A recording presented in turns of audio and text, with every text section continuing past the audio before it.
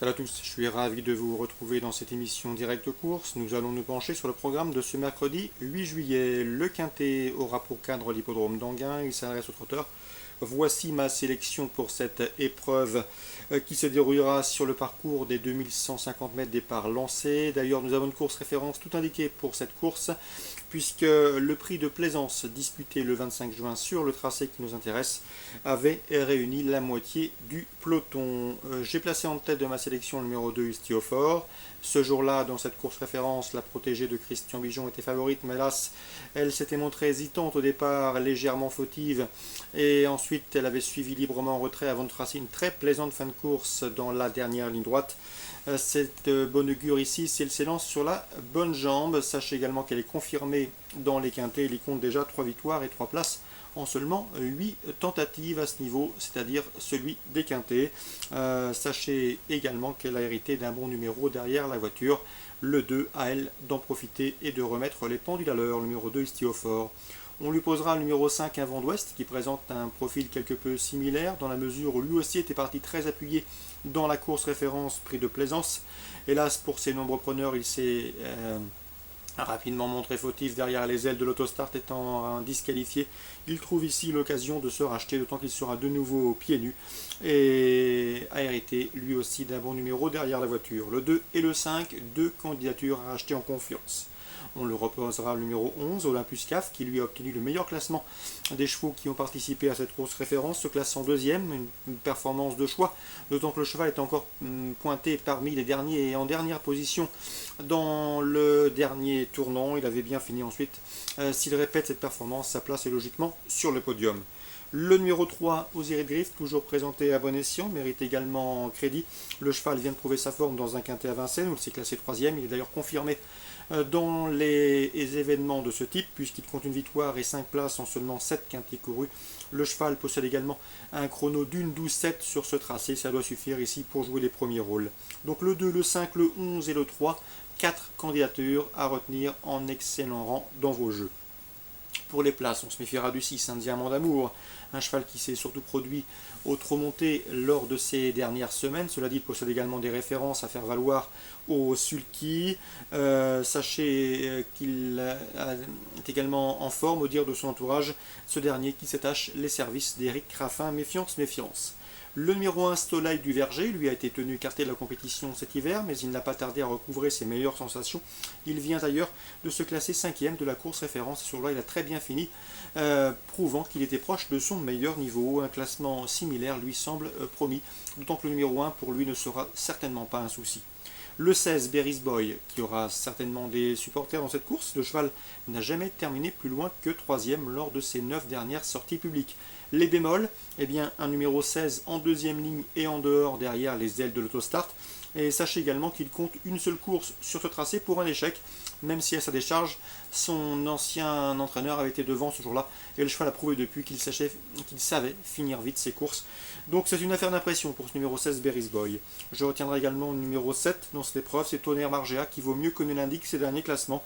Il a terminé deuxième d'une épreuve de même facture sur ce tracé à pareille époque l'an dernier, et à mon avis c'est un trublion en puissance. Résumé chiffré pour ce quintet. J'ai retenu en tête le 2, Istiofor, devant le 5, un vent d'ouest. Le 11, Olympus Griff. Le 3, Olympus CAF, le 3, Osiris Griff. Le 6, un diamant d'amour. Le 1, Soleil du Verger. Le 16, Berry's Boy. Et le 7, Tonnerre Margea. La suite du programme à Anguin en Réunion 1. Dans la première, Christophe Hamel est confiant avec le 111 Belle d'Hermès. Elle a beaucoup d'atouts dans son jeu, elle est pieds nus, elle est en forme, elle fait face à un bel engagement. On s'attache les services d'un pilote, même si elle demeure plus confirmée corde à droite, elle devrait jouer les premiers rôles. Je lui poserai en priorité le 109, Baya Domblet, qui sera déféré des postérieurs, contrairement à ses deux récentes courses de rentrée.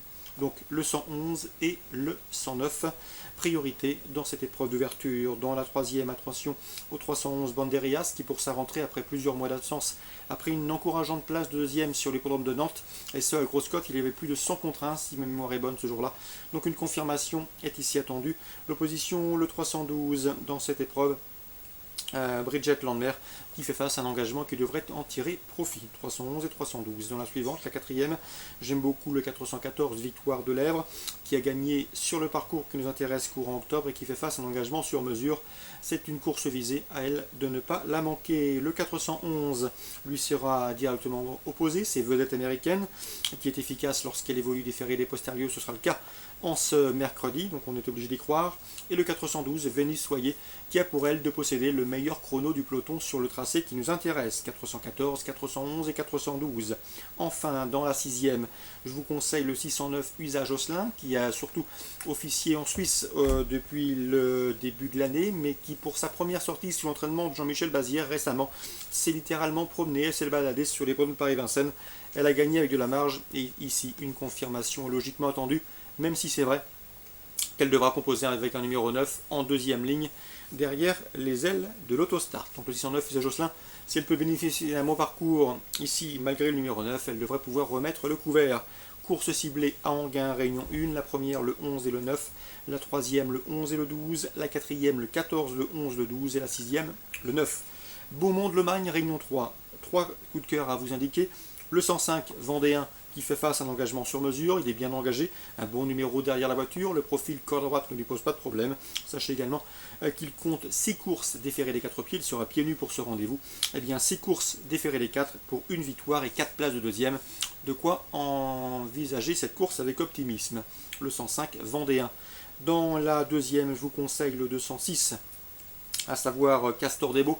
Noël Langlois m'en avait dit du bien il y a de cela plusieurs semaines. Le cheval avait débuté sa carrière par 2 encourageantes places de deuxième, battu par des chevaux qui ont répété depuis. Sa dernière course à Beaumont ne compte pas, il s'est classé 5e après avoir été contraint de progresser le nez au vent en deuxième épaisseur dans la ligne d'en face. Il trouve ici l'occasion de se racheter.